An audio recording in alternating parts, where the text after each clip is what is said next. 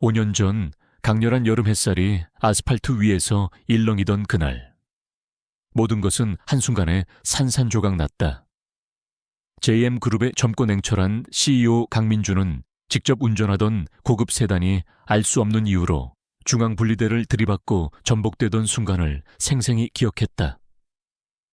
찢어지는 쇳소리, 깨지는 유리 파편, 그리고 온몸을 덮치는 극심한 고통.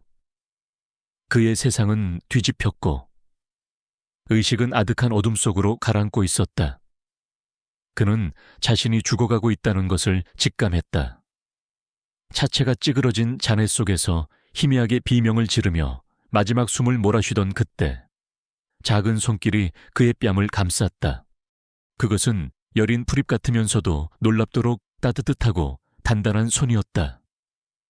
희미하게 떠오르는 씨앗 속으로 앳된 얼굴의 소녀가 보였다. 소녀는 얼굴에 흙먼지를 뒤집어 쓴 채 눈물을 글썽이며 그를 내려다보고 있었다.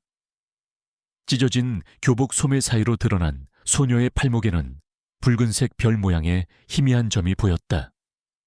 생사를 오가는 절체절명의 순간에도 그 별 모양의 점은 강렬하게 그의 뇌리에 박혔다. 소녀는 작은 몸으로 찌그러진 차문을 필사적으로 열려 애썼고 결국 믿을 수 없는 힘으로 문을 비틀어 열었다. 그리고는 정신을 잃어 가던 그를 밖으로 끌어냈다. 아저씨, 정신 차리세요. 살아야 해요.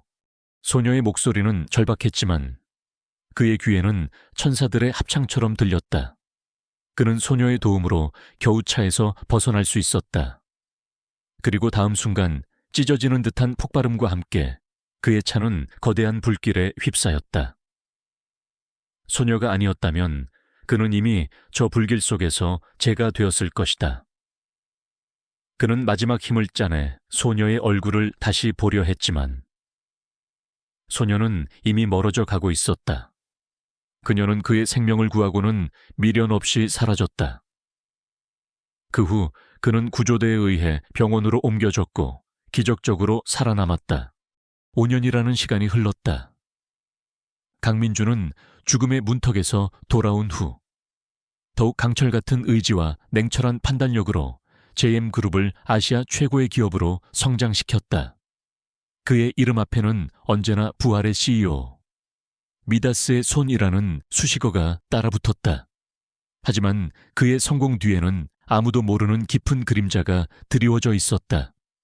그는 밤마다 그날의 악몽에 시달렸고 그 소녀의 얼굴과 팔목에 있던 별 모양의 점은 그의 뇌리에서 한시도 떠나지 않았다. 그는 그 소녀를 생명의 은인이라고 부르며 반드시 찾아서 보답하겠다고 다짐했다. 수많은 탐정을 고용하고 온갖 수단을 동원해 소녀의 흔적을 쫓았지만 그녀는 마치 연기처럼 사라져버린 듯했다. 강민준의 왼쪽 팔목에는 그때 생긴 흉터가 선명하게 남아있었다. 불길 속에서 소녀가 그를 끌어낼 때 생긴 상처였다. 그 흉터는 희미하게 별 모양을 닮아 있었다. 그는 그 흉터를 볼 때마다 소녀를 떠올렸다. 그리고 그 소녀를 찾지 못하는 자신을 자책했다. 오늘 강민주는 고층 빌딩 꼭대기에 위치한 자신의 집무실에서 중요한 서류를 검토하고 있었다. 창밖으로는 서울의 화려한 스카이라인이 한눈에 들어왔다. 그의 책상 위에는 방금 배달된 한식 도시락이 놓여 있었다. 그는 점심시간도 아껴가며 일에 매달리는 워커홀릭이었다. 그때 비서가 노크도 없이 다급하게 문을 열고 들어왔다. 회장님 죄송합니다. 배달원이 복도에서 쓰러졌습니다. 민주는 미간을 찌푸렸다. 그는 무례한 행동을 용납하지 않는 완벽주의자였다. 하지만 쓰러졌다는 말에 그의 날카로운 시선이 흔들렸다. 그는 즉시 자리에서 일어나 복도로 나갔다. 복도는 낡은 배달, 오토바이 헬멧을 옆에 둔 채 쓰러져 있는 젊은 여자가 있었다.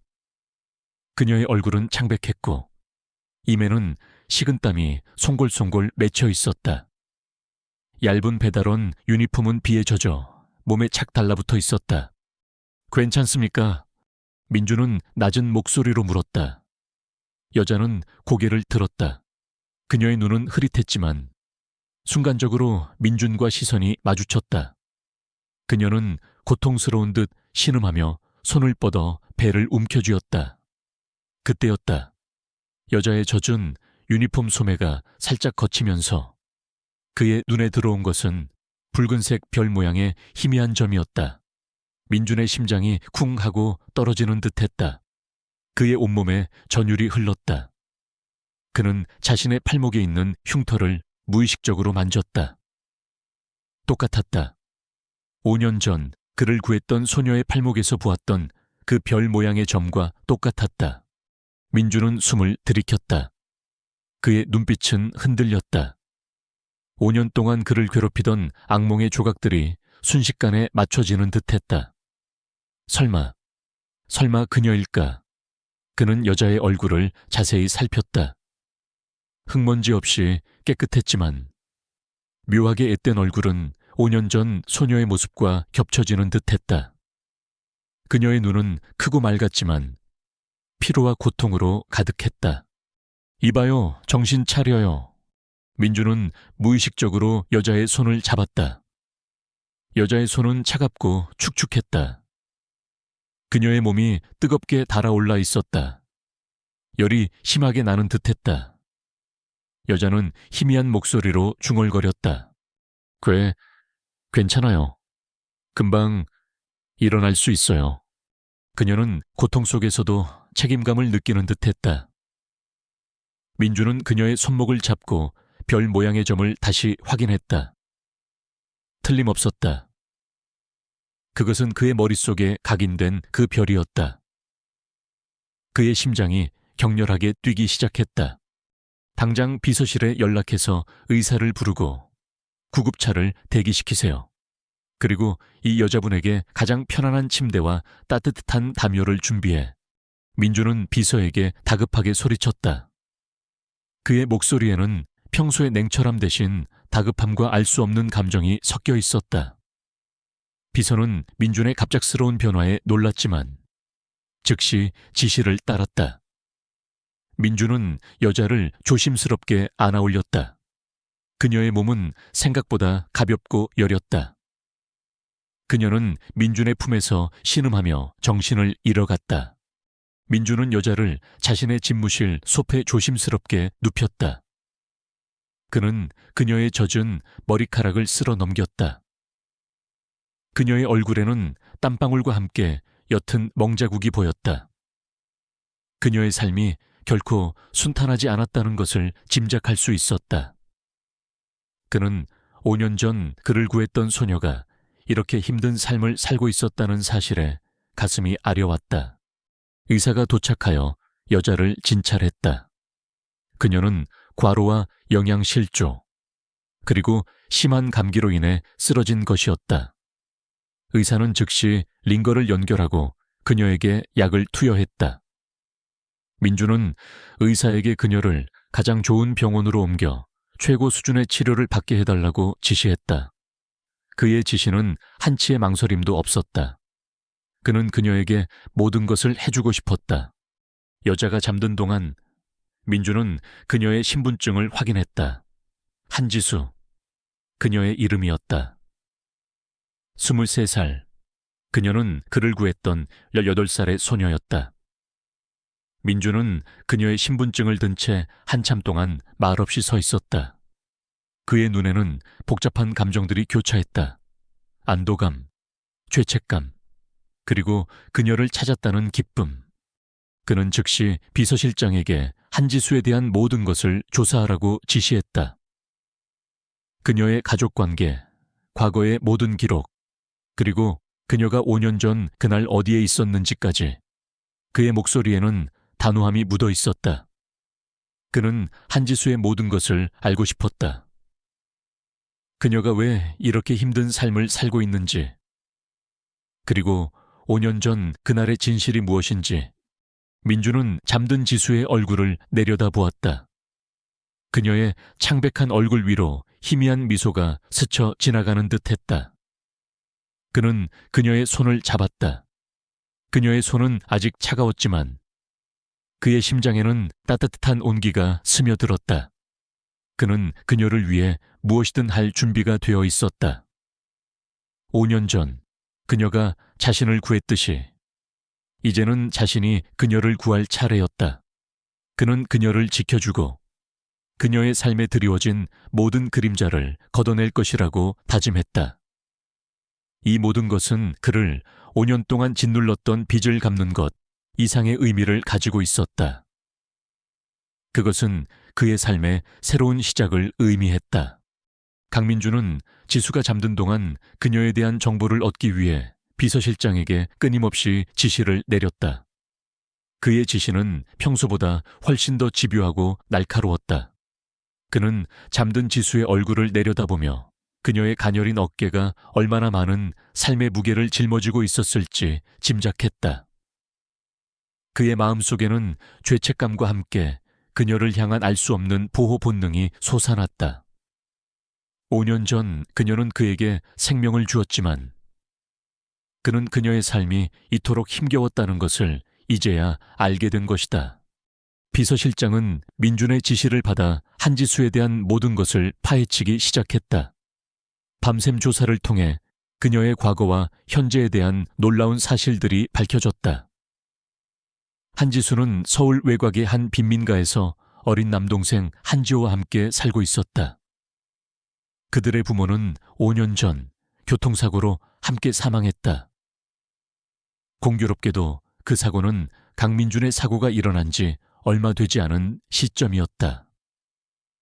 지호는 선천적인 심장병을 앓고 있었고 매달 엄청난 병원비가 필요했다. 지수는 고등학교를 졸업하자마자 학업을 포기하고 배달 일을 시작했으며 밤에는 편의점 아르바이트까지 하며 지호의 병원비를 벌고 있었다. 그녀의 삶은 오직 병약한 동생을 위한 희생의 연속이었다. 가장 충격적인 것은 한지수의 부모가 사망한 교통사고가 단순한 사고가 아닐 가능성이 있다는 보고였다. 당시 경찰은 졸음운전으로 인한 사고로 종결했지만 현장 증언과 몇몇 기록에서는 의문점이 발견되었다. 특히 사고 직후 블랙박스 영상이 사라지고 유일한 목격자였던 지수의 부모 회사 동료가 갑자기 이민을 떠났다는 사실은 의혹을 증폭시켰다. 이 모든 정보는 강민준의 머릿속에서 혼란스럽게 얽혔다. 그의 사고와 지수 부모의 사고가 5년 전 비슷한 시기에 일어났다는 것이 단순한 우연일까? 그리고 그 별 모양의 점은 새벽이 깊어갈 무렵 지수가 희미하게 신음하며 눈을 떴다. 그녀의 눈은 여전히 흐릿했지만 눈앞에 보이는 낯선 고급스러운 공간과 자신을 내려다보고 있는 강민준의 얼굴에 놀란 듯 눈을 크게 떴다. 여기가 어디죠? 제가 왜... 지수가 겨우 입을 열었다. 목소리는 쉬어 있었지만 경계심이 역력했다. 민준은 부드러운 목소리로 그녀를 안심시켰다. 괜찮습니다. 어제 쓰러져서 제가 이곳으로 옮겼습니다. 제 사무실입니다. 몸은 좀 어떻습니까? 네, 조금 나은 것 같아요. 지수는 몸을 일으키려 했지만 여전히 힘이 없었다. 민주는 그녀의 어깨를 조심스럽게 눌러 다시 눕혔다. 무리하지 마십시오. 의사가 충분히 휴식을 취해야 한다고 했습니다. 배고프지는 않습니까? 뭐든 먹고 싶은 것을 말해 보십시오. 민준의 친절한 태도에 지수는 잠시 당황한 듯했지만 이내 작은 목소리로 괜찮습니다 라고 대답했다. 그녀는 여전히 그에게 거리를 두는 듯했다. 민주는 그녀가 왜 자신을 경계하는지 이해할 수 있었다. 그녀의 삶은 언제나 혼자서 모든 것을 감당해야 하는 고된 시간이었을 테니 한지수 씨, 5년 전 제게 어떤 일이 있었는지 기억하십니까? 민주는 조심스럽게 본론으로 들어갔다. 그의 질문에 지수의 얼굴에서 핏기가 가셨다. 그녀는 민준의 눈을 피하며 고개를 숙였다. 무슨 말씀을 하시는 건지 잘 모르겠습니다. 지수는 애써 모르는 척했지만 그녀의 눈빛은 흔들리고 있었다. 민준은 그녀의 팔목을 가리켰다. 그녀의 얇은 유니폼 소매 사이로 붉은색 별 모양의 점이 희미하게 드러나 있었다. 이것 기억하십니까? 5년 전 저는 교통사고로 죽을 뻔했습니다. 그때 저를 구해주신 분이 바로 한지수 씨였습니다. 그리고 한지수 씨의 팔목에 이 별 모양의 점이 있었습니다.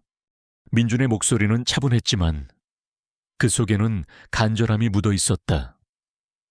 지수는 민준의 말에 온몸이 굳어버린 듯했다. 그녀의 얼굴은 더욱 창백해졌고 눈은 공포와 혼란으로 가득 찼다. 아니에요. 저는 기억이 안 나요. 제가 어떻게 그런 일을... 지수는 당황하며 손을 내저었다. 그녀의 목소리는 떨리고 있었다.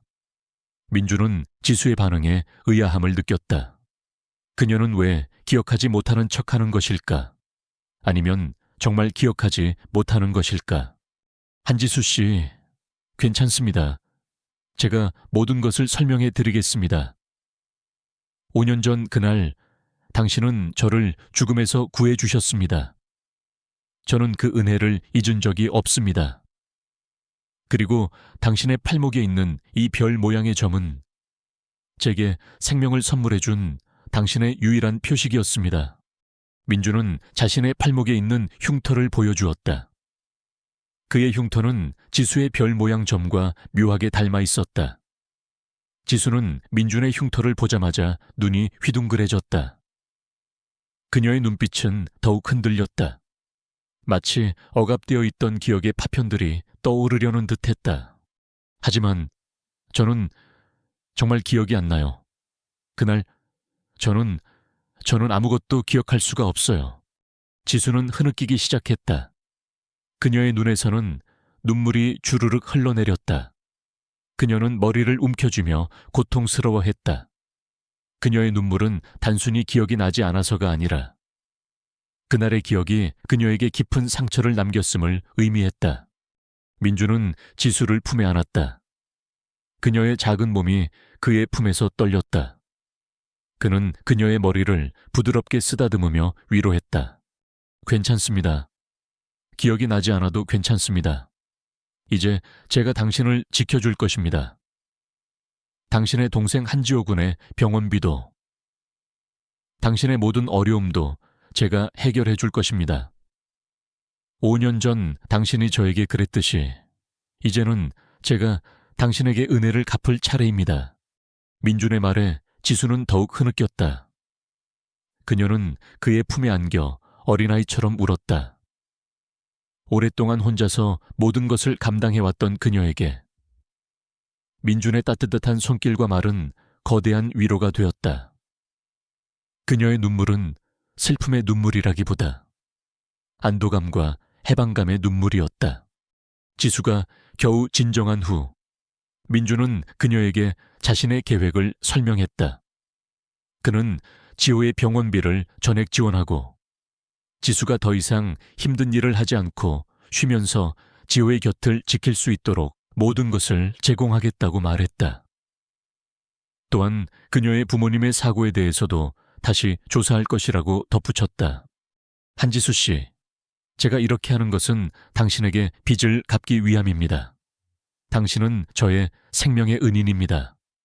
저를 믿고 모든 것을 저에게 맡겨주십시오. 민준의 진심 어린 말에 지수는 고개를 끄덕였다. 그녀의 눈에는 더 이상 경계심이 없었다. 대신 알 수 없는 믿음과 희망이 피어났다. 그녀는 민준의 손을 잡았다. 그녀의 손은 아직 차가웠지만 그녀의 눈빛은 따뜻했다. 민준은 지호의 병원으로 향했다. 지호는 희미한 미소를 지으며 누나를 맞았다. 민준은 지호의 병원비 영수증을 확인했다. 엄청난 금액이었다. 그는 즉시 JM그룹의 재단을 통해 지호의 모든 치료비를 지원하고 최고 수준의 의료진이 지호의 치료를 전담하도록 지시했다. 그날 이후 지수의 삶은 완전히 달라졌다. 그녀는 더 이상 배달을 하거나 아르바이트를 하지 않았다. 그녀는 오직 지호의 곁을 지키며 그를 돌보는 데 집중했다. 지호의 병실은 고급스러운 1인실로 바뀌었고 최고급 장비와 전문 간호사들이 배치되었다. 지호의 얼굴에는 점차 생기가 돌기 시작했다. 하지만 민주는 여기서 멈추지 않았다. 그는 지수의 부모님 사고에 대한 재조사를 시작했다. 그의 비서실장과 법률팀은 5년 전 사고 기록을 다시 파헤쳤다. 그리고 곧 놀라운 사실들이 드러나기 시작했다. 사고를 담당했던 경찰관은 이미 퇴직하여 연락이 두절되었고 사고 현장 감식 결과도 조작된 흔적이 발견되었다. 특히 사고 당시 지수 부모님의 회사는 심각한 경영난을 겪고 있었고 그 회사의 기술을 노리던 거대 기업이 있었다는 사실이 밝혀졌다. 그 기업은 다름 아닌 JM그룹의 최대 라이벌인 태산그룹이었다. 그리고 태산그룹의 CEO는 김대호였다. 김대호는 재계에서 악명이 높은 인물로 수단과 방법을 가리지 않고 목표를 달성하는 냉혈한으로 알려져 있었다. 민주는 이 모든 사실을 종합하며 머릿속에서 퍼즐 조각을 맞췄다. 그의 사고, 지수 부모님의 사고, 그리고 김대호. 이 모든 것이 단순한 우연이 아닐 가능성이 높았다. 김대호가 자신의 사고에도 연루되어 있을 가능성을 배제할 수 없었다. 그는 5년 전 자신의 사고가 일어난 뒤 블랙박스가 사라지고 모든 증거가 인멸되었다는 사실을 떠올렸다. 김대호라면 충분히 그럴 수 있는 인물이었다. 민주는 지수를 보호해야 한다는 강한 책임감을 느꼈다. 지수는 아직 자신의 부모님 사고에 대한 진실을 모르고 있었다. 민주는 지수가 더 이상 상처받지 않도록 모든 것을 혼자서 해결하기로 결심했다. 그는 김대호와 태산그룹에 대한 은밀한 조사를 지시했다. 그의 눈빛은 어느 때보다 차갑고 날카로웠다. 5년 전 그를 죽음의 문턱으로 몰아넣고 지수의 가족을 파괴한 배후가 김대호라면 그는 절대 용서하지 않을 것이었다. 그는 이제 단순한 은혜를 갚는 것을 넘어 정의를 구현하고 지수와 그녀의 가족의 명예를 되찾아주기 위한 싸움을 시작할 준비가 되어 있었다. 강민준의 지시를 받은 비서실장은 태산그룹과 김대호에 대한 전방위적인 조사를 시작했다. JM그룹의 정보력과 자원은 상상을 초월했다. 며칠 만에 김대호의 과거와 현재에 대한 상세한 보고서가 민준의 손에 들어왔다. 보고서에는 김대호가 자신의 이익을 위해서라면 어떤 불법적인 수단도 서슴지 않는 잔혹한 인물이라는 내용이 가득했다. 그의 손에 피를 묻히며 성장한 기업이라는 소문은 단순한 소문이 아니었다. 특히 5년 전 지수의 부모님이 운영하던 중소기업의 핵심 기술을 탈취하기 위해 교통사고를 위장했다는 정황 증거들이 포착되었다. 당시 태산그룹은 그 기술을 확보하기 위해 수단과 방법을 가리지 않았고 지수의 부모님이 기술 이전을 거부하자 사고를 위장해 제거했다는 것이 보고서의 핵심 내용이었다. 민주는 보고서를 읽는 내내 분노를 사겼다. 자신의 사고 역시 김대호의 소행일 가능성이 매우 높았다. 5년 전 그 역시 태산그룹과의 치열한 경쟁 속에서 JM그룹의 핵심 기술을 지키려 애쓰고 있었다. 김대호는 아마도 그 기술을 탈취하기 위해 자신을 노렸을 것이다. 그리고 지수는 그런 김대호의 잔혹한 음모 속에서 부모를 잃고 홀로 남겨진 희생양이었다.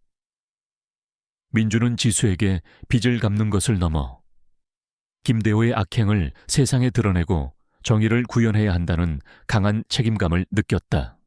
민주는 지수를 직접 찾아가 모든 진실을 이야기할까 고민했다. 하지만 지수는 아직 어린 데다 심장병을 앓는 동생을 돌봐야 했다. 그녀에게 이런 잔혹한 진실을 말하는 것은 또 다른 상처를 주는 일이었다. 민주는 지수가 모든 것을 감당할 수 있을 만큼 강해질 때까지 기다리기로 했다.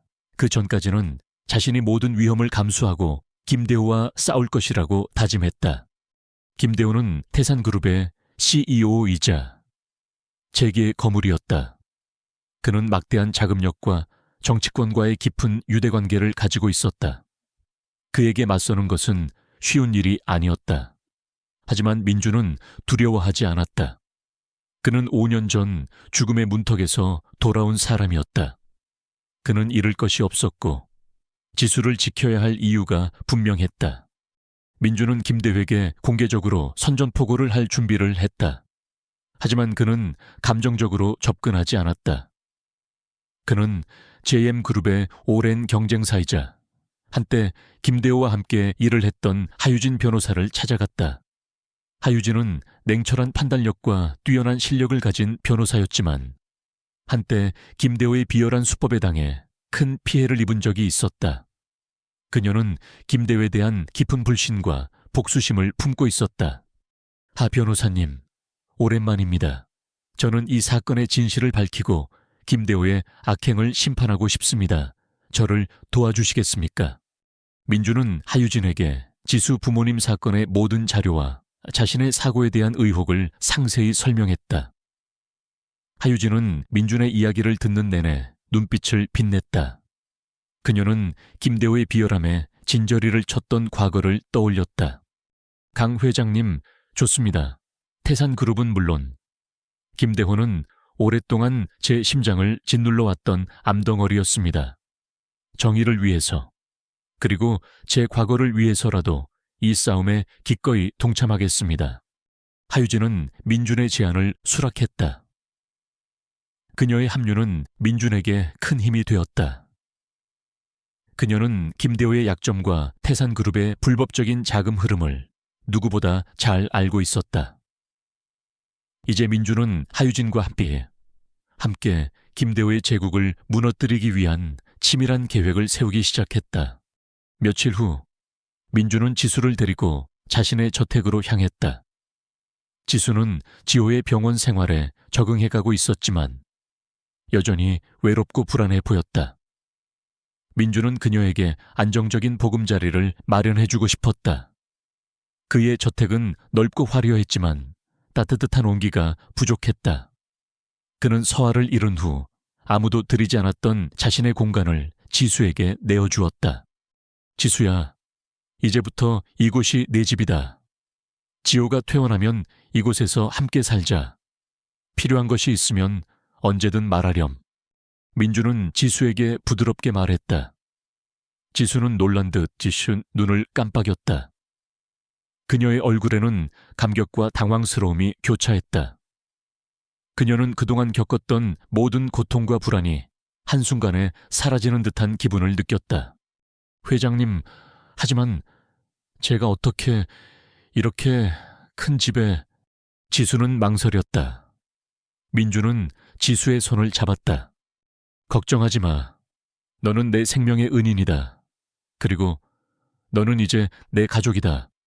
민준의 진심 어린 말에 지수의 눈가에 눈물이 맺혔다. 그녀는 고개를 끄덕이며 민준의 품에 안겼다. 그녀의 작은 몸이 그의 품에서 안정감을 찾는 듯했다. 민준은 지수를 품에 안고 그녀의 머리를 쓰다듬었다. 그는 그녀에게 따뜻한 가족의 품을 안겨줄 것이라고 다짐했다. 한편 김대호는 JM그룹 내부에서 강민준이 은밀하게 자신을 조사하고 있다는 첩보를 입수했다. 그는 민준의 행동에 불쾌감을 느꼈지만 동시에 비웃었다. 겨우 어린애 하나 때문에 나를 건드리려 하다니. 어리석은 놈. 김대호는 민준을 얕잡아 보았다. 그는 민준이 단순히 지수에게 빚을 갚으려는 것이라고 생각했다. 그는 민준의 과거를 잘 알고 있었다. 냉철하고 이성적인 사업가일 뿐 감정적인 일에는 약하다는 것을. 김대호는 민준의 약점을 잡기 위해 자신의 사설 탐정팀을 동원하여 민준의 모든 행적을 추적하기 시작했다. 그는 민준과 지수의 관계를 파헤쳐 민준이 사적인 감정으로 자신을 공격하려 한다는 것을 폭로할 계획이었다. 그리고 만약 지수가 5년 전 사고의 목격자라면 그녀를 영원히 침묵시킬 생각까지 하고 있었다. 김대호의 잔혹한 본성이 다시 드러나기 시작했다. 어느 날 지수는 민준의 서재에서 우연히 낡은 사진첩을 발견했다. 사진첩 속에는 민준이 젊은 시절 군복을 입고 있는 사진들이 있었다. 그는 특수부대 훈련을 받는 듯한 모습이었고 그의 눈빛은 날카롭고 강인했다. 그녀는 민준이 JM그룹의 CEO이기 이전에 특별한 훈련을 받은 과거가 있다는 것을 처음 알게 되었다. 그녀는 어렴풋이 5년 전 사고 현장에서 느꼈던 민준의 강인한 힘과 침착함을 떠올렸다. 그때 민준이 서재로 들어왔다. 지수는 깜짝 놀라 사진첩을 숨기려 했지만 민준은 이미 그녀의 손에 들린 사진첩을 보았다. 민준은 지수의 얼굴을 보고 잠시 멈칫했다. 그 사진첩은 오래된 것입니다. 보잘것없는 과거일 뿐입니다. 민준은 무심한 듯 말했다. 하지만 그의 눈빛에는 묘한 감정이 스쳐 지나갔다. 지수는 용기를 내어 물었다. 회장님, 혹시 예전에 군인이셨나요? 민준은 지수의 질문에 미소를 지었다. 그는 고개를 끄덕였다. 그렇다. 잠시 국가를 위해 일했던 적이 있다. 하지만 이제는 모든 것이 과거일 뿐이다. 민준은 자신이 특수부대 출신이라는 사실을 숨겨왔다. 사업가로서 그의 과거는 그의 이미지에 방해가 될 수 있다고 생각했기 때문이었다. 하지만 지수는 그의 과거를 알고도 두려워하지 않았다. 오히려 그녀의 눈에는 존경심이 서려 있었다. 이후 민준은 지수에게 자신의 과거에 대해 조금씩 이야기해주기 시작했다. 특수부대에서의 훈련, 임무, 그리고 그곳에서 배운 생존 기술과 위기 대처 능력에 대해 지수는 민준의 이야기에 흥미를 느끼며 귀 기울였다. 그녀는 민준이 단순한 재벌 CEO가 아니라 상상 이상의 깊이와 능력을 가진 사람이라는 것을 깨달았다. 민준은 지수가 자신의 과거를 이해해주고 받아들이는 것에 깊은 유대감을 느꼈다. 지수 역시 민준의 숨겨진 면모를 알게 되면서 그에게 더욱 깊은 신뢰를 보내게 되었다. 하지만 김대호의 압박은 점점 더 거세졌다.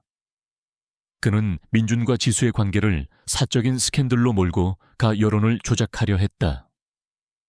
언론에는 JM그룹 CEO, 어린 구와 소녀 이용해 경쟁사 공격하나와 같은 자극적인 기사들이 쏟아져 나왔다.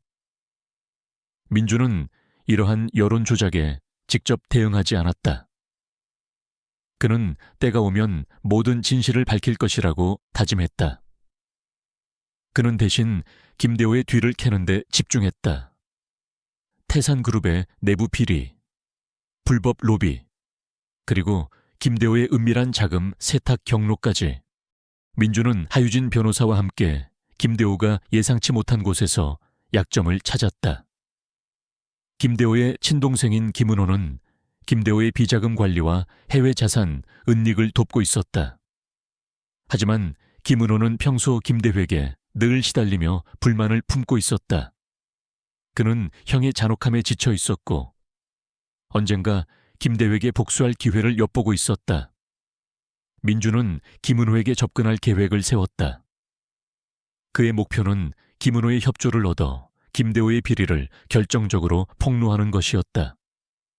이것은 위험한 도박이었지만 김대호의 제국을 무너뜨릴 가장 확실한 방법이기도 했다. 강민준은 김은호에게 접근하기 위해 치밀한 계획을 세웠다. 그는 김은호가 현재 필리핀의 한 카지노에서 거액의 도박 빚에 시달리고 있으며 김대회에게 버림받았다는 정보를 입수했다. 민준은 김은호의 약점을 파고들기로 했다. 김은호가 가장 절실하게 원하는 것은 빚 청산과 새로운 시작이었다. 민주는 김은호에게 김대호의 비자금 자료를 넘겨주는 대가로 그의 빚을 탕감해주고 안전한 해외 도피처를 제공할 것을 제안할 작정이었다. 이것은 위험한 제안이었지만 김은호의 협조 없이는 김대호의 비리를 완벽하게 폭로하기 어렵다고 판단했다. 민주는 직접 필리핀으로 향했다. 그는 김은호가 머물고 있는 카지노 VIP룸으로 위장 잠입했다. 그곳에서 김은호는 술에 취해 도박에 열중하고 있었다. 그의 얼굴에는 절망과 초조함이 역력했다.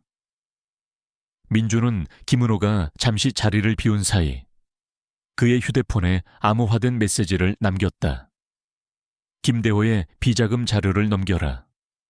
모든 빚을 청산하고 새로운 삶을 시작하게 해주겠다. 오늘 밤 11시 카지노 뒷골목. 김은호는 메시지를 확인하고 경악했다. 그는 메시지를 보낸 이재혁이 누구인지 알고 있었다. 태산그룹의 오랜 경쟁사이자 형 김대호가 가장 경계하는 인물 중 하나였다. 김은호는 메시지의 진위 여부를 의심했지만 절박한 상황에서 지푸라기라도 잡는 심정으로 약속 장소로 향했다.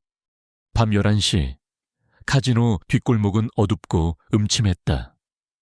김은호는 불안한 표정으로 주위를 두리번거렸다. 그때 어둠 속에서 민준이 나타났다. 그의 얼굴은 차가운 그림자에 가려져 있었지만 그의 눈빛은 날카롭게 빛나고 있었다. 김은호 씨, 제 제안에 대해 생각해볼 시간이 충분했기를 바랍니다. 민준이 낮은 목소리로 말했다. 김은호는 민준의 등장에 움찔했지만 이내 허세를 부렸다. 강 회장님께서 저 같은 사람에게 볼 일이 있으실 줄은 몰랐습니다. 제가 회장님께 드릴 수 있는 것이 무엇이겠습니까? 김대호의 비자금 자료, 당신이 관리하고 있는 모든 불법적인 자료들 말입니다. 그것을 넘겨주면 당신의 모든 빚을 탕감해주고 평생 안전하게 살 수 있는 곳으로 보내주겠습니다. 민주는 단도직입적으로 말했다. 김은호의 얼굴이 일그러졌다. 그는 민준이 모든 것을 알고 있다는 사실에 충격을 받았다. 제가 형을 배신하라는 말씀이십니까? 저는 그렇게 할 수 없습니다. 김은호는 망설였다. 그는 형 김대호의 잔혹함을 잘 알고 있었다. 민주는 김은호의 눈을 똑바로 바라보며 말했다. 당신은 이미 김대호에게 버림받은 존재입니다. 그는 당신의 존재를 귀찮아하고 있습니다. 당신이 이대로 돌아간다면 당신은 평생 빚에 시달리다 결국 김대회에게 처리될 것입니다. 하지만 저와 손을 잡으면 당신은 새로운 삶을 시작할 수 있습니다. 민준의 말은 김은호의 심장을 꿰뚫었다. 김은호는 형에게 버림받았다는 사실에 대한 분노와 자신의 비참한 처지에 대한 절망감에 휩싸였다. 그는 결국 주머니에서 USB를 꺼내 민준에게 내밀었다.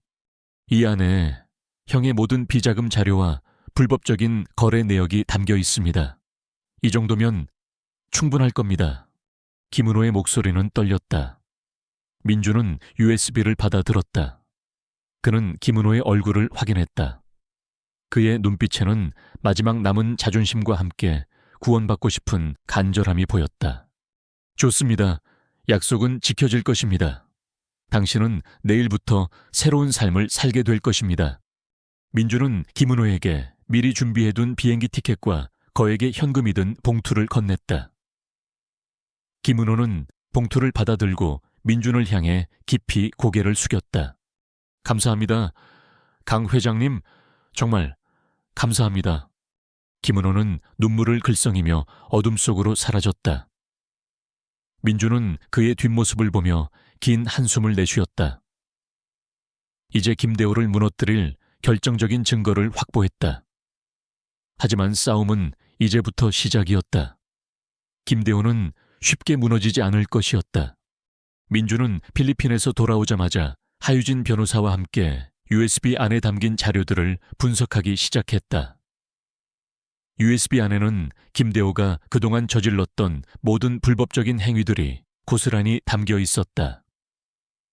비자금 조성, 주가 조작, 불법 로비, 그리고 지수 부모님의 회사 기술 탈취를 위한 청부 살인 교사 혐의까지.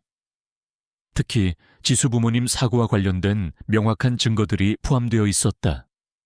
김대호가 지수 부모님의 회사 기술을 노리고 교통사고를 위장했으며 사고 후 증거 인멸과 목격자 제거를 지시했다는 내용까지.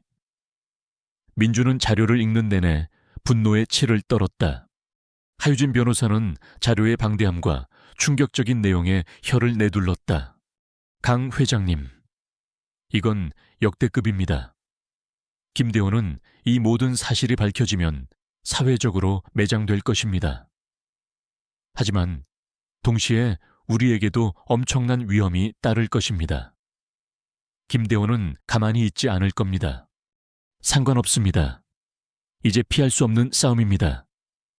김대호의 죄를 만천에 밝히고 지수의 가족의 명예를 되찾아 줄 것입니다. 이 모든 것을 공개할 준비를 해주십시오. 민준의 목소리는 결연했다. 그는 하유진과 함께 김대회에게 치명타를 날릴 계획을 세웠다. 언론의 모든 증거를 공개하고 검찰에 고발하여 김대호를 법의 심판대에 세우기로 했다. 한편 김대호는 김은호가 사라졌다는 소식에 불안감을 느끼기 시작했다. 그는 김은호가 가지고 있던 비자금 자료의 존재를 알고 있었다. 김은호가 민준과 손을 잡았을 가능성을 직감한 김대호는 분노에 휩싸였다. 그는 즉시 민준과 지수를 제거할 계획을 세웠다. 김대호는 자신의 오랜 신복이자 어둠의 세계에서 잔혹한 일을 처리해왔던 해결사 박진철에게 민준과 지수를 처리하라고 지시했다. 박진철은 그림자처럼 움직이는 남자였다. 그는 과거 민준이 특수부대에 있을 때 악연을 맺었던 인물이기도 했다. 박진철은 민준에게 개인적인 원한을 품고 있었고 이번 기회에 민준을 완전히 제거할 생각이었다. 그는 민준과 지수의 일거수일투족을 감시하기 시작했다. 어느 날 지수는 지호의 병실에서 그림을 그리고 있었다. 지호는 누나가 그려주는 그림을 보며 해맑게 웃고 있었다. 민준은 그 모습을 보며 따뜻한 미소를 지었다. 그때 병실 문이 갑자기 열리며 박진철의 부하들이 들이닥쳤다. 그들은 지수를 납치하려 했다. 민준은 순식간에 몸을 날려 지수를 보호했다. 그의 눈빛은 순식간에 냉철한 특수부대원의 눈빛으로 변했다. 그는 주위 사물을 이용해 박진철의 부하들을 제압하기 시작했다. 그의 움직임은 빠르고 정확했다. 과거 특수부대에서 익힌 기술들이 빛을 발했다. 지수는 민준의 놀라운 전투 능력에 경악했다. 그녀는 그가 단순한 CEO가 아니라는 것을 다시 한번 깨달았다. 하지만 박진철의 부하들은 수적으로 우세했다. 민준은 지호를 보호하기 위해 병실을 벗어나 복도로 도망쳤다. 복대는 박진철이 기다리고 있었다. 박진철의 얼굴에는 비열한 미소가 떠올랐다. 강민준, 오랜만이군. 여전히 정의로운 척 하는군. 하지만 이번엔 네가 지킬 수 있는 것이 아무것도 없을 것이다. 박진철이 비아냥거렸다. 그의 손에는 날카로운 칼이 들려 있었다. 민준은 지수를 등 뒤로 숨기고 박진철을 노려보았다. 김대호의 사주를 받은 것이냐? 네가 무슨 짓을 하든 나는 너희들의 죄를 만천에 밝힐 것이다. 그럴 수 있을 것 같나? 여기서 너와 그 여자애를 처리하면 아무도 모를 일이야. 박진철은 민준에게 달려들었다. 민준은 박진철의 공격을 피하며 방역했다. 두 사람의 싸움은 치열했다. 민준은 부상당한 상태였지만 그의 전투 능력은 여전히 뛰어났다. 그는 박진철의 약점을 파고들며 그를 압박했다. 지수는 민준의 싸움을 지켜보며 두려움에 떨었지만 동시에 민준에 대한 깊은 신뢰와 존경심을 느꼈다. 그녀는 민준이 자신을 위해 목숨을 걸고 싸우고 있다는 것을 알았다. 싸움이 격렬해지자 병원 복도는 순식간에 아수라장이 되었다. 병원 보안팀과 경찰이 출동했다. 박진철은 상황이 불리해지자 후퇴를 지시했다. 그는 민준에게 경고의 말을 남기고 사라졌다. 강민준, 이번 일로 끝이 아니야. 김대호 회장님은 절대 포기하지 않을 거야. 다음번엔 내 목숨을 끊어놓을 테니 각오해라. 박진철의 부하들은 민준에게 마지막 공격을 가하고 도망쳤다. 민준은 박진철의 공격을 막아내며 지수와 지호를 보호했다. 그는 부상당한 몸을 이끌고 지호의 병실로 돌아왔다. 지수는 민준의 상처를 보고 눈물을 흘렸다. 회장님, 괜찮으세요? 다친 곳은 없으세요? 지수는 민준의 상처를 걱정하며 물었다. 민준은 지수를 안심시켰다. 괜찮다. 지수야, 걱정하지 마라. 아무 일도 없을 것이다. 민준은 지수를 품에 안았다. 그는 지수가 더 이상 위험에 처하지 않도록 모든 것을 끝내야겠다고 다짐했다. 박진철의 공격은 김대호가 자신을 얼마나 심각하게 위협하고 있는지 보여주었다. 민준은 더 이상 지체할 수 없었다. 그는 김대호에게 결정적인 한 방을 날릴 준비를 시작했다. 김대호의 위협은 강민준에게 더욱 굳건한 결의를 안겨주었다. 그는 더 이상 주저할 시간이 없다고 판단했다. 박진철의 습격은 지수와 지호의 안전을 직접적으로 위협하는 행위였고, 이는 민준이 가장 용납할 수 없는 일이었다. 그는 김대호의 심장을 직접 겨냥할 준비를 마쳤다. 하유진 변호사와 함께 그는 김은호로부터 입수한 증거 자료들을 기반으로 김대호와 태산그룹에 대한 대규모 언론 공세 및 법적 절차를 동시에 시작하기로 했다.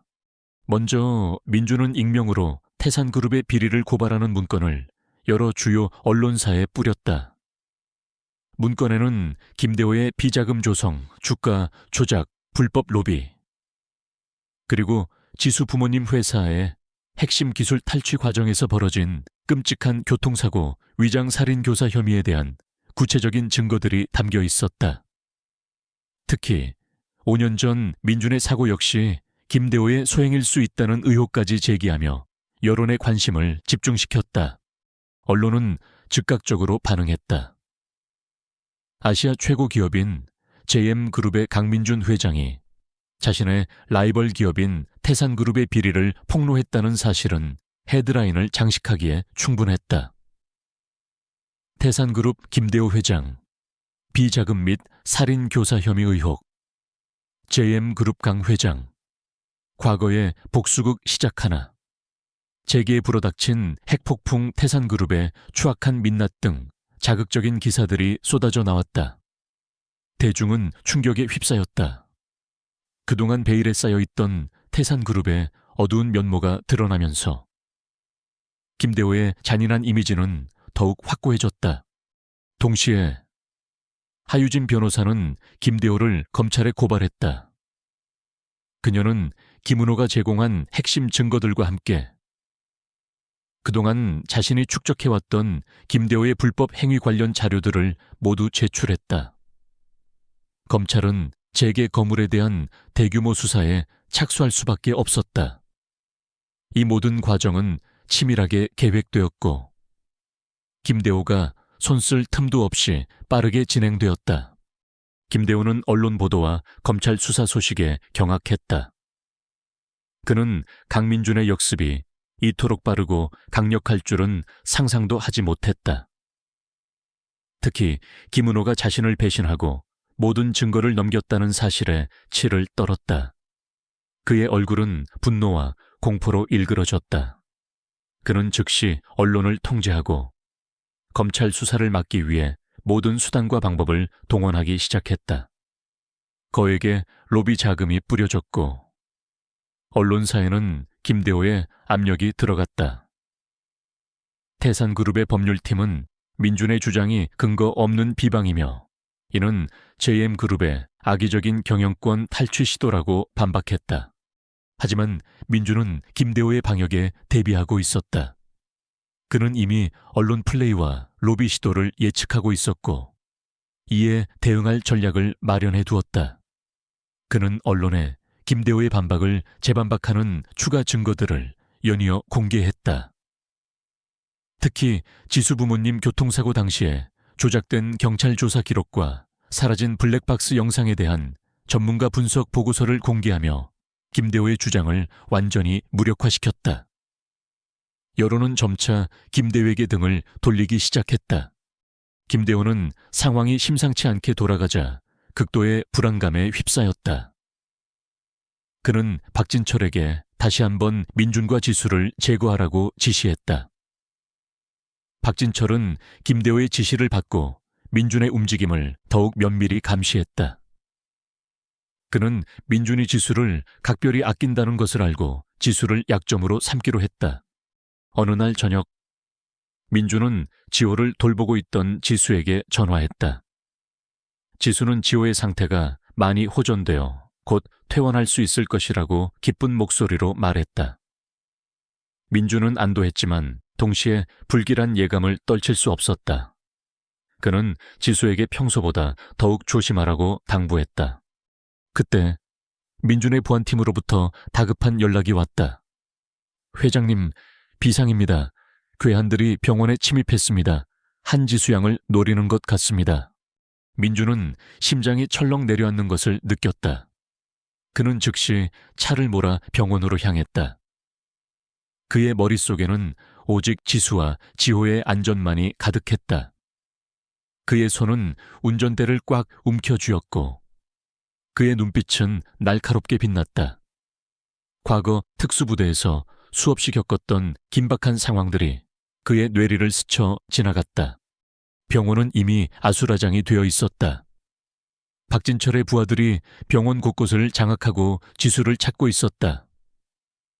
병원 보안팀은 속수무책으로 당하고 있었다. 민준은 병원 안으로 진입하며 박진철의 부하들을 제압하기 시작했다. 그의 움직임은 거칠고 정확했다. 그는 복도를 질주하며 부하들을 쓰러뜨렸다. 그의 주먹은 강철 같았고 그의 발차기는 상대를 단숨에 제압했다. 지수는 지호의 병실 문을 걸어 잠그고 두려움에 떨고 있었다. 그녀는 박진철의 부하들이 문을 부수고 들어오려는 소리에 공포에 질려 있었다. 그때 문 밖에서 익숙한 목소리가 들렸다. 지수야, 괜찮니? 내가 왔다. 민준의 목소리였다. 지수는 안도감에 눈물을 흘렸다. 그녀는 민준의 목소리에 용기를 얻어 문을 열었다. 민준은 지수를 보자마자 그녀를 품에 안았다. 괜찮다, 지수야. 이제 안전하다. 민준은 지호의 상태를 확인했다. 지호는 두려움에 떨고 있었지만 민준을 보자 조금 안심하는 듯했다. 민준은 지수와 지호를 데리고 병원 뒷문으로 탈출하려 했다. 하지만 이미 박진철이 길목을 막고 있었다. 박진철의 얼굴에는 비열한 미소가 떠올랐다. 강민준, 결국 여기까지 왔군. 이젠 도망칠 곳도 없을 것이다. 네가 소중히 여기는 것들을 하나씩 부셔주마. 박진철은 거대한 칼을 들고 민준에게 달려들었다. 민준은 지수와 지호를 보호하며 박진철의 공격을 막아냈다. 그의 움직임은 빠르고 민첩했지만 박진철은 예상보다 강했다. 그는 민준의 과거를 잘 알고 있었고 민준의 약점을 파고들었다. 두 사람의 싸움은 격렬했다. 주먹과 발차기가 오가고 날카로운 칼날이 번뜩였다. 민준은 지호의 병실에서 있었던 싸움으로 인해 이미 부상을 입은 상태였다. 그는 박진철의 날카로운 칼날을 피하다가 팔을 베었다. 피가 뚝뚝 떨어졌지만 민준은 고통을 참고 박진철에게 달려들었다. 그는 박진철의 빈틈을 노려 그의 복부를 강타했다. 박진철은 고통에 신음하며 쓰러졌다. 그때 병원 내부에 숨어있던 경찰 특공대가 들이닥쳤다. 민준이 미리 연락해둔 것이었다. 박진철과 그의 부하들은 현장에서 모두 체포되었다. 박진철은 민준을 향해 이를 갈며 소리쳤다. 강민준, 이게 끝이라고 생각하지 마라. 김대호 회장님은 절대 물러서지 않을 것이다. 박진철의 절규는 병원 복도에 울려 퍼졌다. 민준은 박진철의 말을 무시하고 지수와 지호를 안전한 곳으로 대피시켰다. 그는 지수의 얼굴을 확인했다. 그녀는 두려움에 떨고 있었지만 그의 품에 안겨 안도하는 듯했다. 병원 로비에는 취재진들이 몰려와 있었다. 강민준 회장이 직접 괴한들과 싸워 인지를 구했다는 소식은 순식간에 퍼져나갔다. 민준은 지수와 지호를 보호하며 기자들의 질문에 침묵했다. 그는 서둘러 그들을 병원에서 벗어나게 했다. 민준은 지수와 지호를 자신의 저택으로 데려왔다. 저택은 안전한 요새였다. 그는 지호의 상처를 치료해주고 지수에게 따뜻한 차를 내주었다. 지수는 여전히 충격에서 벗어나지 못한 듯했지만 민준의 곁에서 안정을 찾는 듯했다. 회장님, 괜찮으세요? 팔의 상처가... 지수가 민준의 상처를 보며 걱정스럽게 말했다. 민준은 미소를 지으며 지수를 안심시켰다. 괜찮다. 지수야, 별것 아니다. 너희 둘이 무사한 게 가장 중요해. 민준은 지수의 머리를 쓰다듬었다. 지수의 눈에는 눈물이 그렁그렁했다. 그녀는 민준의 품에 안겼다. 감사합니다. 회장님, 정말 감사합니다. 지수의 진심, 어린 감새 민준의 마음은 따뜻해졌다. 그는 지수에게 모든 진실을 이야기할 때가 왔다고 생각했다. 더 이상 숨길 필요가 없었다. 지수는 이제 충분히 강해졌고 모든 것을 감당할 준비가 되어 있었다. 그는 지수에게 5년 전 자신의 사고와 그녀의 부모님 사고, 그리고 이 모든 것의 배후에 김대호가 있다는 사실을 상세히 설명해 주었다. 지수는 민준의 이야기를 듣는 내내 충격에 휩싸였다. 그녀의 부모님이 단순한 사고로 죽은 것이 아니라 김대호의 음모에 의해 살해당했다는 사실에 그녀는 망연자실했다. 분노와 슬픔, 그리고 배신감이 그녀의 마음을 지배했다. 그녀는 눈물을 흘렸다. 하지만 이번에는 무기력한 눈물이 아니었다. 그것은 진실을 알게 된 자의 분노와 복수심이 뒤섞인 눈물이었다. 그럼 김대호가 우리 부모님을 죽인 거예요. 그 인간이 우리 가족을 이렇게 만들었다는 거예요. 지수가 떨리는 목소리로 물었다. 민준은 고개를 끄덕였다. 그렇다. 하지만 이제 모든 것을 되돌릴 수 있다. 김대호는 법의 심판을 받게 될 것이다. 그리고 너희 가족의 명예는 반드시 회복될 것이다. 민준은 지수의 손을 잡았다. 지수의 눈은 분노로 이글거렸다. 그녀는 더 이상 과거의 나약한 소녀가 아니었다. 그녀는 진실을 알고 복수를 다짐하는 강인한 여인이 되었다. 회장님, 저도 회장님을 돕고 싶어요. 저도 김대회에게 복수하고 싶어요. 지수가 단호한 목소리로 말했다. 민준은 지수의 눈빛에서 강한 의지를 보았다. 그는 지수가 복수를 통해 또 다른 상처를 입을까 걱정했지만 동시에 그녀의 의지를 존중하고 싶었다. 좋다. 지수야. 하지만 너는 더 이상 혼자가 아니다. 내가 너와 함께 할 것이다. 우리는 함께 김대호의 죄를 만천에 밝히고 정의를 구현할 것이다. 민주는 지수를 품에 안았다. 그는 지수에게서 5년 전 자신을 구했던 소녀의 강인함과 용기를 다시 보았다. 이제 그들은 단순한 은혜를 주고받는 관계를 넘어 공동의 목표를 가진 동지가 되었다. 김대호와의 마지막 싸움이 시작될 준비가 되었다. 지수로부터 김대호의 만행에 대한 진실을 들은 강민준은 더 이상 지체할 수 없다고 판단했다. 박진철의 습격으로 지수와 지호가 위험에 처하는 것을 직접 목격한 이상 그는 김대호의 뿌리 깊은 악을 완전히 도려내야만 했다. 그는 하유진 변호사와 함께 김대호의 태산그룹을 향한 전면전을 선포했다. 이번 싸움은 단순한 경영권 다툼이나 비리 폭로를 넘어 5년 전 두 가족의 삶을 파괴한 악당에 대한 처절한 응징이자 정의 구현의 싸움이었다. 민주는 먼저 언론을 통해 김대호의 비리와 박진철의 습격 사건을 연계하여 보도자료를 배포했다. 그는 자신이 직접 언론에 나서서 5년 전 자신의 사고와 지수 부모의 사고가 김대호의 사주로 인한 것이었음을 폭로했다. 그의 기자회견은 충격적이었다.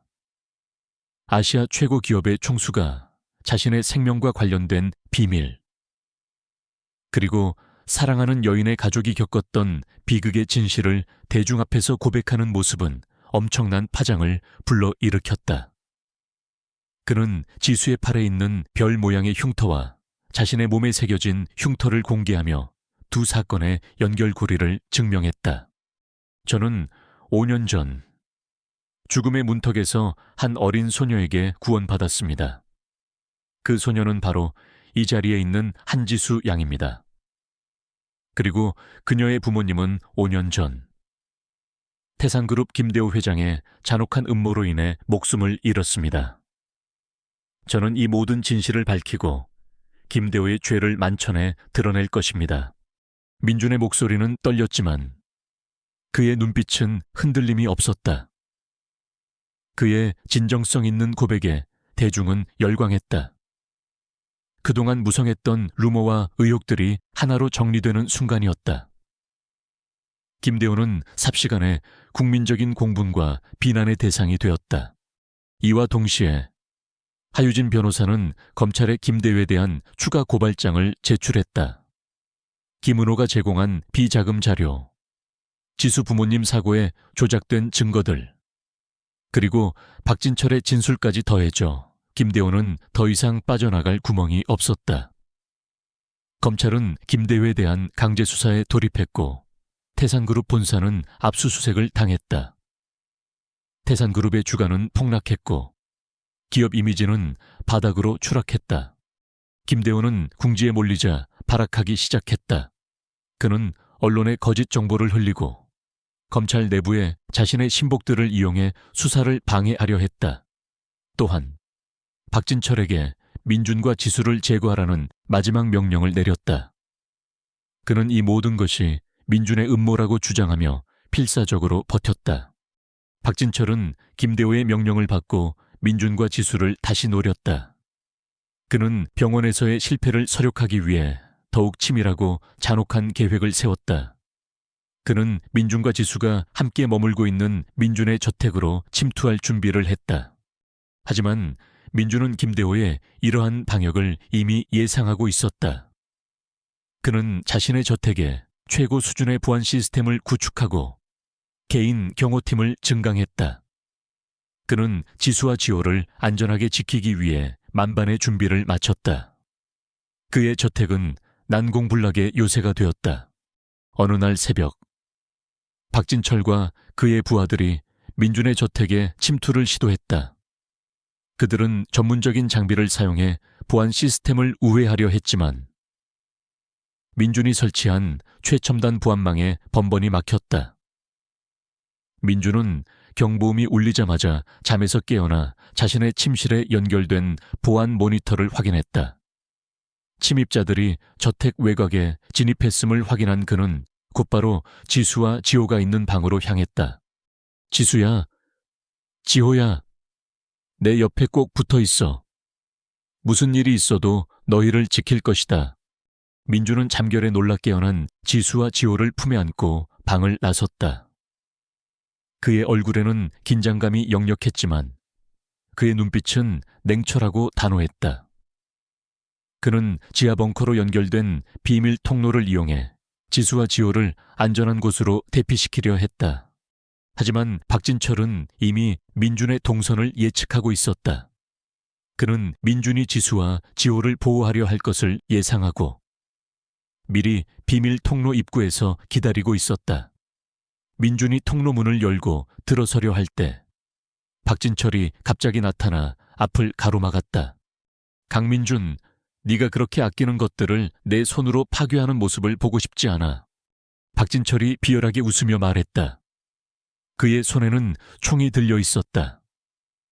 민주는 지수와 지호를 등 뒤로 숨기고 박진철을 노려보았다.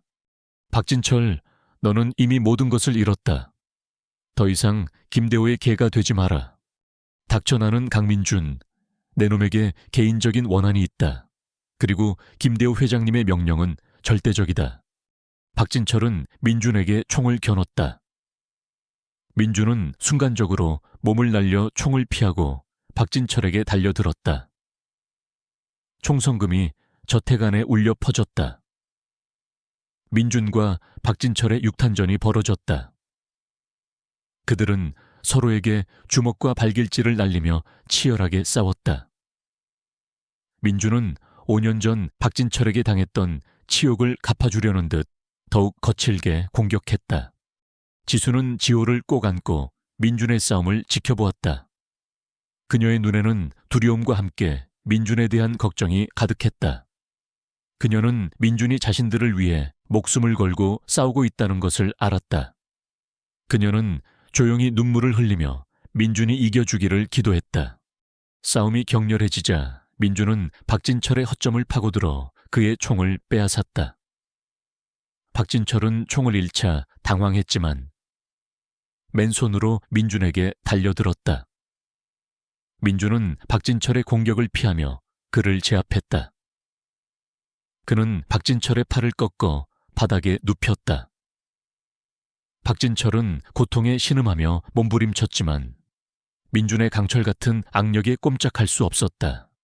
그때 저택의 외부에서 경찰 특공대가 진입했다. 민준이 미리 신고해둔 것이었다. 경찰 특공대는 박진철의 부하들을 모두 제압하고 박진철을 체포했다. 박진철은 민준을 향해 이를 갈며 소리쳤다. 강민준, 김대호 회장님은 절대 너희들을 가만두지 않을 것이다. 너는 끝까지 혼자가 될 것이다. 박진철의 절규는 공허하게 울려 퍼졌다.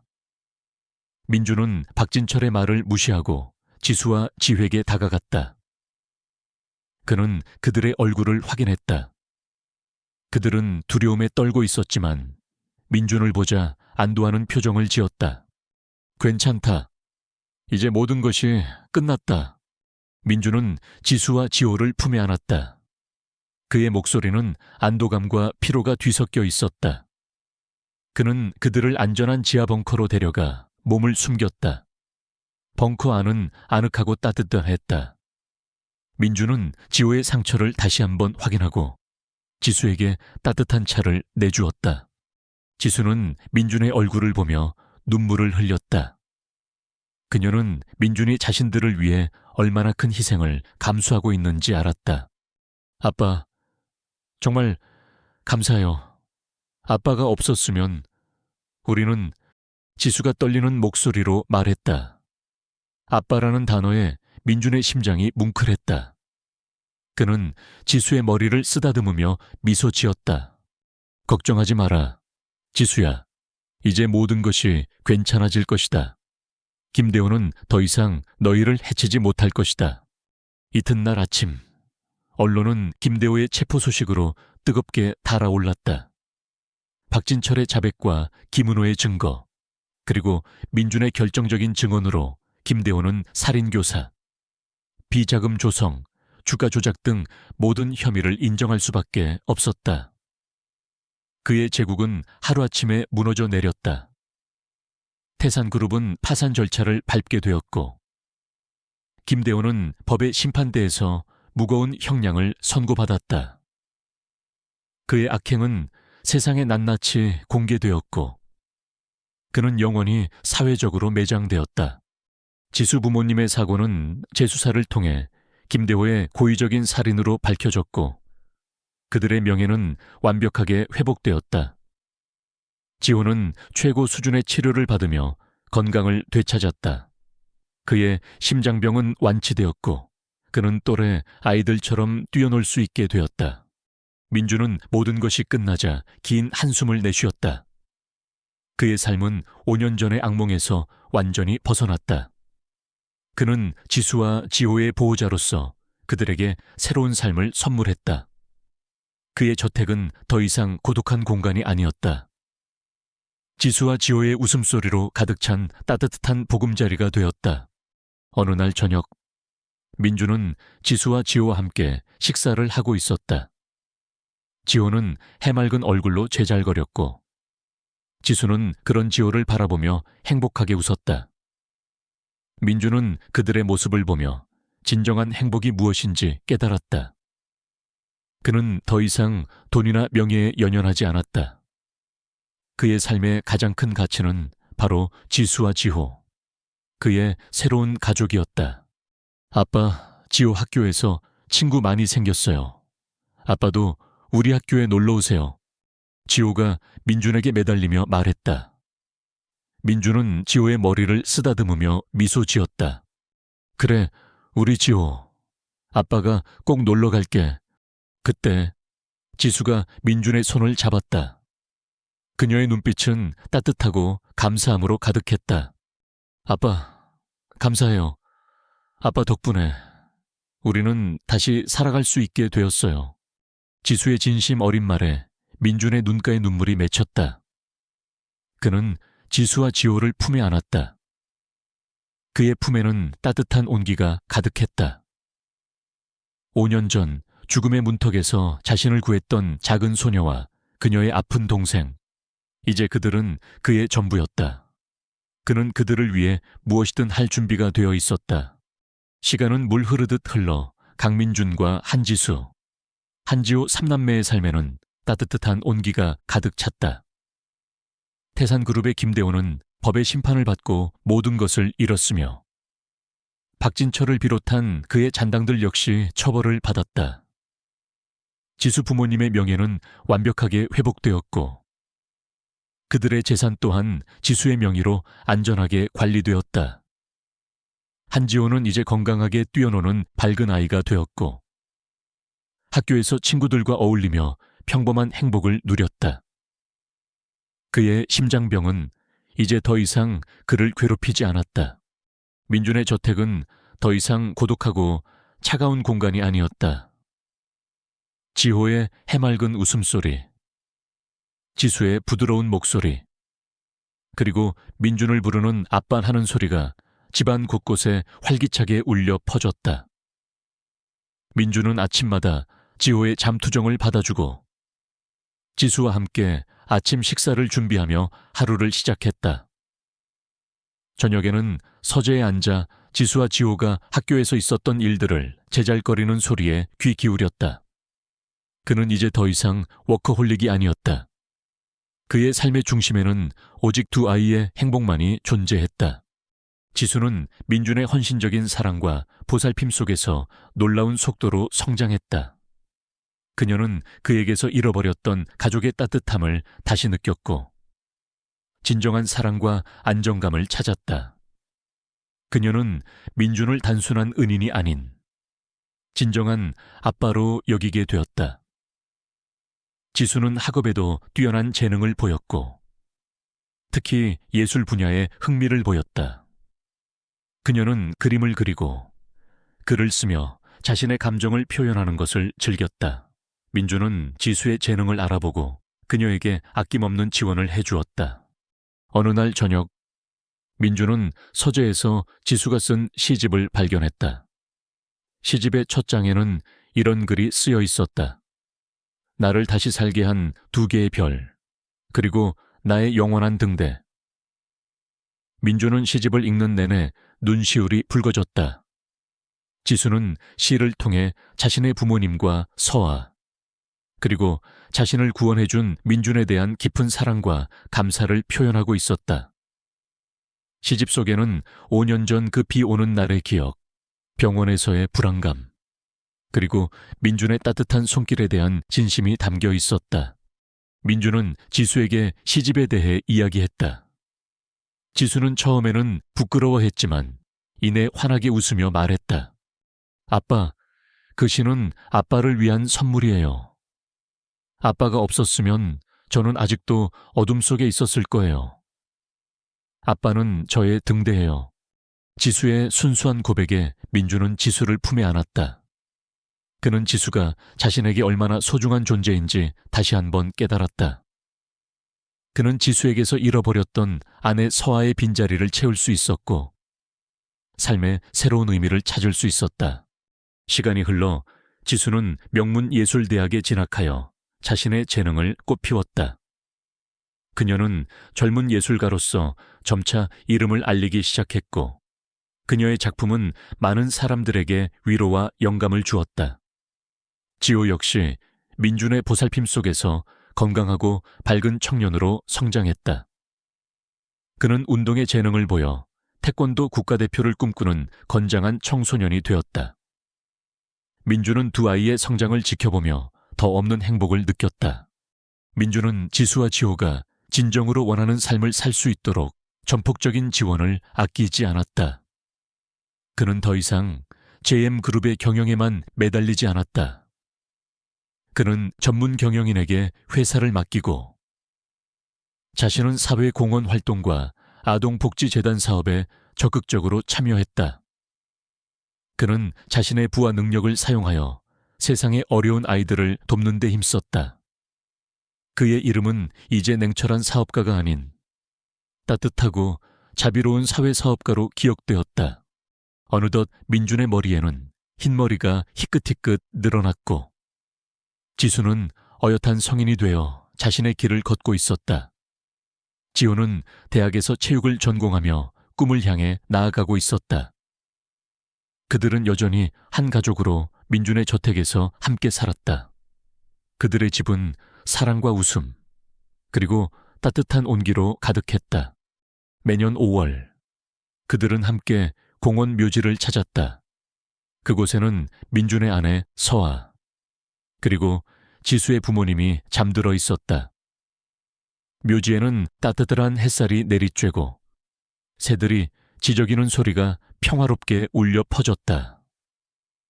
지수는 두 엄마와 민준의 아내 서아의 묘비 앞에 꽃을 바치고 조용히 눈을 감았다.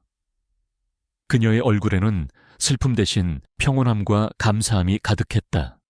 엄마의 아빠, 그리고 서아 엄마. 지수는 아빠 덕분에 이렇게 행복하게 살고 있어요.